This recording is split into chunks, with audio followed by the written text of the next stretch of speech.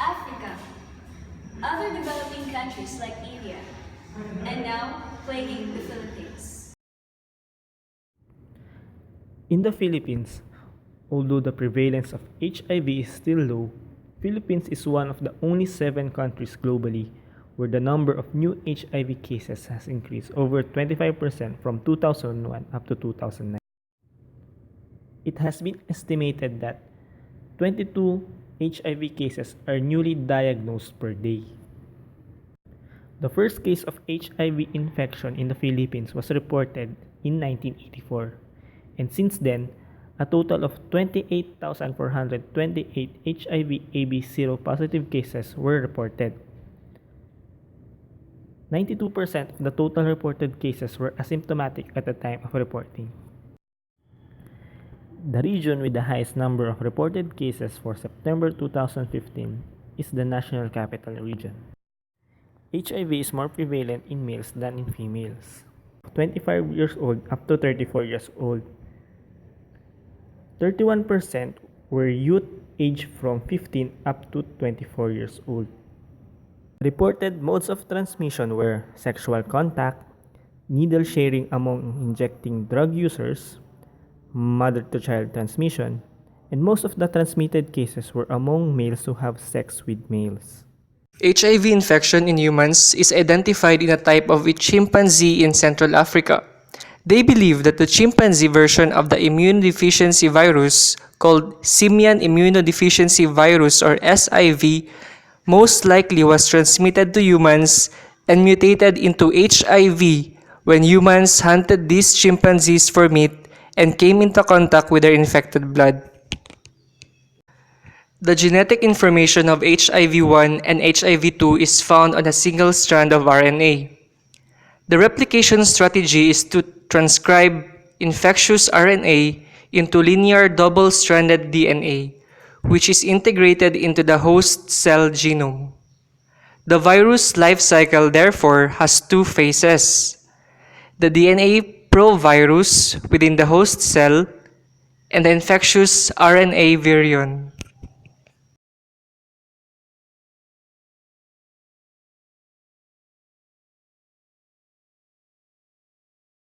Blood plays an important role in the body's immune system defense against germs and microorganisms, and is composed of plasma, platelets, red blood cells, and white blood cells. White blood cells, also called leukocytes, constitute the main part of the immune system, protecting the body against disease-causing organisms and fighting off infection. There are 5 major types of white blood cells. Lymphocytes are B cells and T cells. Basophils, eosinophils, the monocytes, and the neutrophils. A type of white blood cell is the CD4 T lymphocyte, or helper cell, which acts to control and direct the immune response.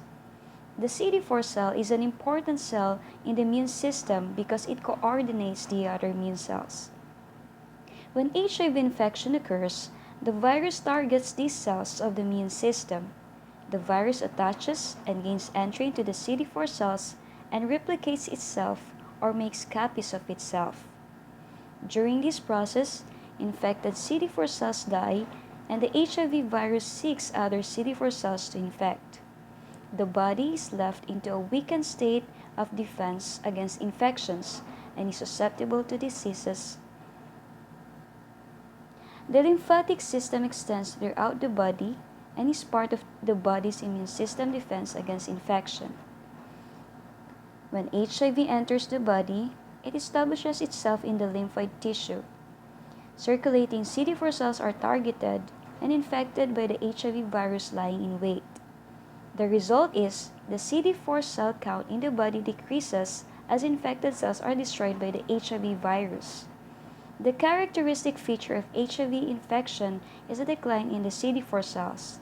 As such, CD4 cells are commonly used to monitor the progress of HIV infection. However, decline in CD4 cells in the bloodstream can take several years to reach very low numbers. Healthy people have between 600 to 1,200 CD4 cells in every cubic millimeter of blood. When CD4 cells reach low or very low levels in the bloodstream, patients are at risk for getting serious infections or cancers. These are called opportunistic infections because they take advantage of the body's weakened defenses. Once CD4 cells are far below level of 200 cells per cubic millimeter in the bloodstream, or if a person has opportunistic illness, this is considered AIDS or an advanced stage of HIV infection. The most common opportunistic infection are pneumocystis pneumonia, a lung infection, Kaposi sarcoma, a skin infection or cancer, cytomegalovirus, a viral infection that usually affects the eyes, and Candida, a fungal infection that causes oral thrush or infections of the throat or vagina. Other AIDS-related infections include bacterial infections and viral infections. Bacterial infections include recurrent bacterial pneumonia, TB or tuberculosis, Mycobacterium avium complex or MAC. Viral infections include hepatitis C, herpes simplex virus or oral and genital herpes.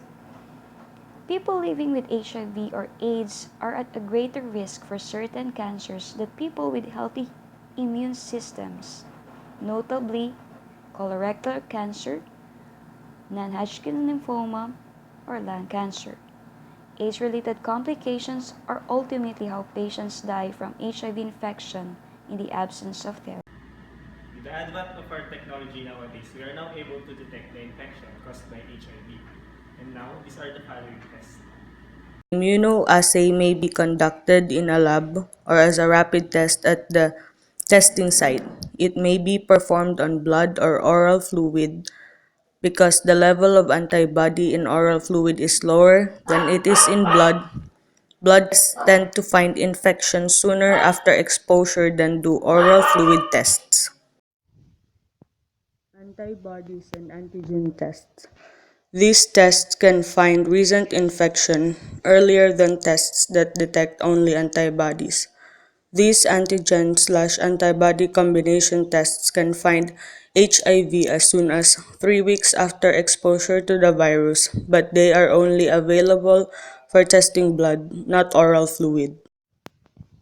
The rapid test is an immunoassay used for screening, and it produces quick results in 30 minutes or less. Rapid tests use blood or oral fluid to look for antibodies to HIV.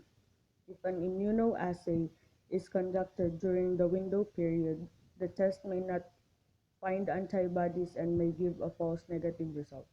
All immunoassays that are positive need a follow-up test to confirm the result. A follow-up diagnostic testing is performed if the first immunoassay result is positive.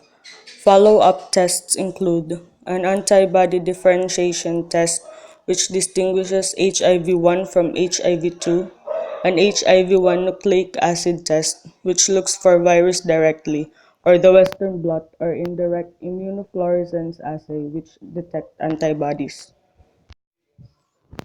Home HIV tests.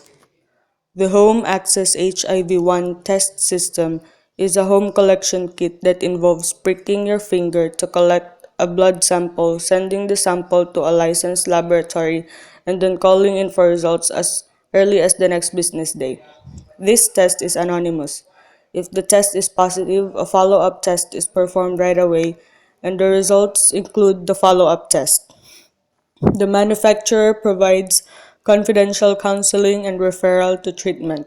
The tests conducted on the blood sample collected at home find infection later after infection than most lab-based tests using blood from a vein, but earlier than tests conducted with oral fluid. The testing procedure involves swabbing your mouth for an oral fluid sample and using a kit to test it. Results are available in 20 minutes. If you test positive, you will need a follow-up test. The manufacturer provides confidential counseling and referral to follow-up testing sites. Because the level of antibody in oral fluid is lower than it is in blood, oral fluid tests find infection later after exposure than do blood tests. Up to 1 in 12 people may receive a false negative result with this test. RNA test. RNA tests detect the virus directly and thus can detect HIV at about 10 days after infection, as soon as it appears in the bloodstream before antibodies develop. Now, how can a person tell if he or she has HIV? You cannot rely on symptoms to tell whether you have HIV. The only way to know for sure is to get tested. The symptoms of HIV vary depending on the individual and what stage of the disease he or she is in. The early stage, the clinical latency stage, or AIDS, the late stage of HIV infection. In the early stage of HIV, some people may experience a flu-like illness within 2 to 4 weeks after HIV infection, but some people may not feel sick during this stage. Flu-like symptoms can include fever, chills, rash, night sweats, muscle aches, sore throat, fatigue, swollen lymph nodes, or mouth ulcers. These symptoms can last anywhere from a few days to several weeks. During this time, HIV infection may not show up on an HIV test, but people who have it are highly infectious and can spread the infection to others. After the early stage of HIV infection, the disease moves into a stage called the clinical latency stage, also called chronic HIV infection. During this stage, HIV is still active but reproduces at very low levels. People with chronic HIV infection may not have any HIV-related symptoms or only mild ones. For people who aren't taking medicine to treat HIV, called antiretroviral therapy or ART, this period can last a decade or longer, but some may progress through this phase faster. If you have HIV and you're not on ART, eventually the virus will weaken your body's immune system and you will progress to AIDS or acquired immunodeficiency syndrome, the late stage of HIV infection.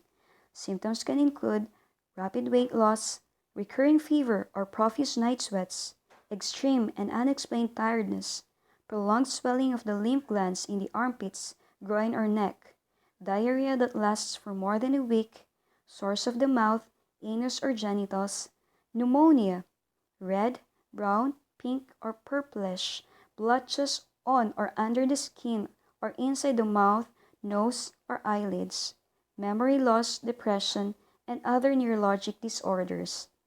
Each of these symptoms can also be related to other illnesses, so the only way to know for sure if you have HIV is to get tested. There are many actions you can take to lower your risk of transmitting or acquiring HIV infection. The more actions you take, the safer you can be. These are the following measures of prevention adopted by the Philippines Department of Health regarding prevention of HIV infection. Abstain from sex. Abstinence means not having oral, vaginal, or anal sex. An abstinent person is someone who's never had sex or someone who's had sex but has decided not to continue doing it for some period of time. Abstinence is the only 100% effective way to prevent HIV and other sexually transmitted diseases. Be faithful to your partner. Reduce your number of sexual partners. This can lower your chances of having sex partner who will transmit HIV infection. The more partners you have, the more likely you are to have a partner with HIV whose viral load is not suppressed or to have a sex partner with a sexually transmitted disease. Both of these factors can increase the risk of HIV transmission. Consistently use condoms. Condoms, when used correctly and consistently, are highly effective in preventing HIV and other sexually transmitted infections. A large body of scientific evidence shows that male latex condoms have an 80% or greater protective effect against the sexual transmission of HIV and other sexually transmitted infections. Condoms are a key component of comprehensive HIV prevention. Do not use illegal drugs. Stopping injection and other drug use can lower your chances of getting or transmitting HIV a lot.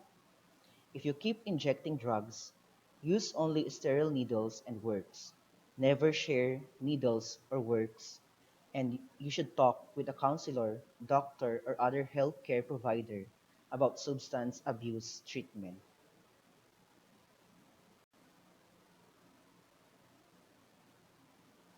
Educate yourself. Educating oneself helps to increase awareness of individuals regarding HIV and HIV infections. Well, you always have to get your way. Not true, now take it back. I'm black and white and you are gray. What is so wrong with that? La la la la. La la la la la. La la la la la la.